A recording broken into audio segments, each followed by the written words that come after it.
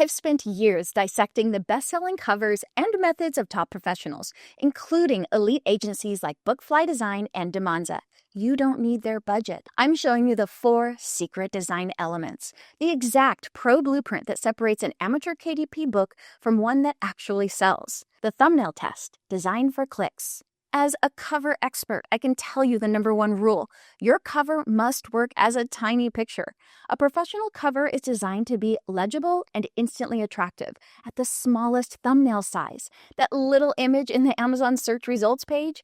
If you want proof, just listen to the standards set by master designers. Pro tip by James T. Egan from Bookfly Design. The amateur focuses on the image. The pro focuses on typography.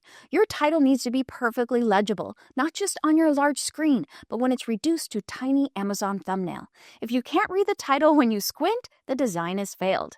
To pass this test, simplify your core image and maximize high contrast between your text and your background. So here I logged out of my account so that my search wouldn't get muddled with any of my previous searches.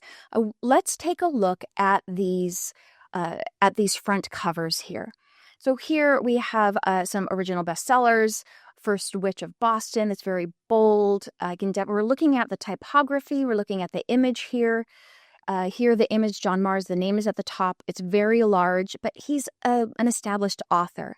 So let's look at some without maybe an established author and get a better idea of how their covers look. Oh, that's a really great cover with the daisy coming down here. Again, that's beautiful. We've got some great images. The Let Them Book Theory with Mel Robbins. Big, bold, easy to read. These are bestsellers, obviously. Why don't we go ahead and let's look at planners. Really commonly made. Right there at the top, I know that has a lot of sales, but I really can't see what's on that front cover.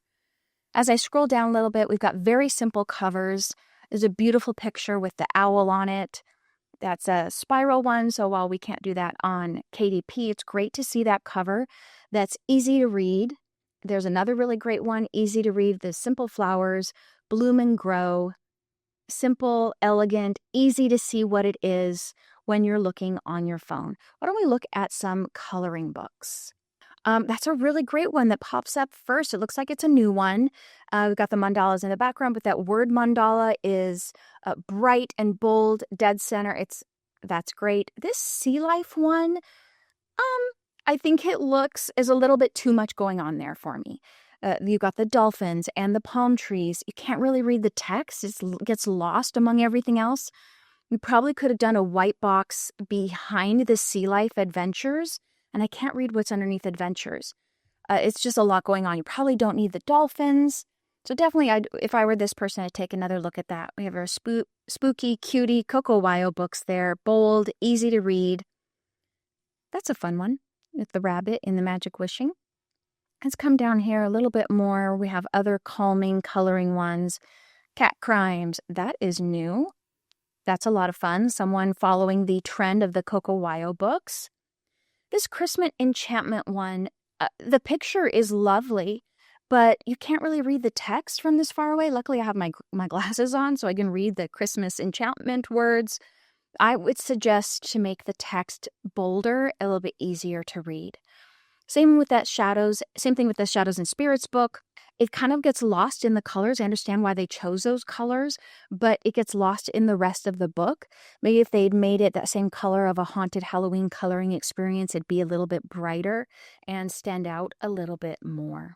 Remember, your overall color palette must pop against Amazon's white page. Number 2. Niche-specific imagery, the visual promise. Your cover is more than just art. It's a visual contract with the buyer. The central image must instantly validate the customer's search. It's not a decoration, it's a visual promise. We can learn from the best established firms when we think about what a cover promises. Your pro tip from Demanza, ebook launch. The genre trope rule. Professional designers understand that your book cover must immediately match the customer's visual expectations for the genre or niche. If you're selling a mindfulness journal, your cover should use soft fonts, nature imagery, and muted colors, the established visual trope for that niche. Deviate too much, and the customer won't even realize they found the right book. Every element should contribute to the emotional connection and appeal to your specific audience. A cover for a senior puzzle book needs large, friendly fonts, while a planner cover should instantly evoke a feeling of organization. I wanted to give some examples of covers that all have to do with genre and what the book is about and how that cover should reflect what is in the book. So I love sci-fi fantasy. So it was actually kind of hard for me to look for non-sci-fi fantasy books on my shelves. But you can see here Lightning Thief, 5th season. It's very kind of like you've got that sci-fi fantasy look, and the title is bold at the very top. Now, as we move over and we see more of a classic look here we've got Our Memoirs of a Geisha. Loved this book. And it is supposed to be a memoir book, like a journal, or her telling her story. So it's a vintage look along with that picture. Now let's go ahead and look at the creation of some books that I made for KDP. So here, this is a word search book. It's a little book of little words. So I did everything in here is tiny foods, tiny words, tiny household items. I thought it was a fun theme. And so for the front, it makes sense to put the words of one of the word searches here. It's very simple. It's very easy to see. The colors work. This is another handwriting practice book, a low content book that has sold multiple times for me. I followed what other people are doing, used the same type of outline. It's bright colors. It says really boldly how many pages there are, exactly what it is. So these really stand out on the thumbnail page, and they perfectly fit their theme. Now, what if your theme is not as obvious? Okay, so this is a workbook that I made for adults about how to do YouTube after 50. And so it is a really thin book. The colors are bright. The words are bright. There's really no theme to fit. I could have put a YouTube picture on the front like I did on this one, and I didn't. But I have right here a little play button, and it's red, so it does fit that theme. This is a book I actually sells quite often, 100 Reasons to Press Record, 100 Things that you could make a YouTube channel about. And I had AI make this particular image for me. It's easy to see. The text is easy to see. It fits the topic. It fits my YouTube topic that's inside of the books. Here is a large print winter word search book that, again, it fits the theme. I've got my little winter bear. I've got the big words. It says exactly what's going on. Let's talk a little bit more really quickly about theme. Here are some very obvious ones if you've got kids and you've seen this one. It fits the theme. Professional covers use text to tell a visual story, ensuring the viewer knows exactly what information is most important. This is called typographic hierarchy. The title is the largest and most dominant. It announces the product. The subtitle, which often contains your crucial keywords, is clear but deliberately secondary. The author name is the smallest and least emphasized.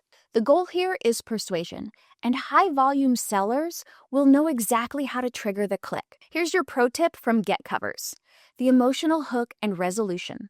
A great cover needs to trigger an emotion. For low-content books, this emotion is usually aspiration or relief. Use your central image to show the buyer the positive result of buying your book, like a photo of a perfectly organized planner, to represent the organized life they want. Number 4, technical precision, looking like a pro. The final, non-negotiable step is technical precision. Amateur covers fail the moment they go to print because they ignore KDP's rules. Professionals always design KDP specifications in mind, paying close attention to 2 things: full bleed, ensuring the background image extends fully across the cover, right to the edge, without any white gaps. Safety margins, guaranteeing no critical text is placed within the required safety margins near the edge or the spine, preventing text from being cut off during printing. By implementing these 4 core elements, focusing on thumbnail, following your niche's visual rules, establishing a clear text hierarchy, and ensuring technical precision, you're applying the same blueprint used by the industry's best designers.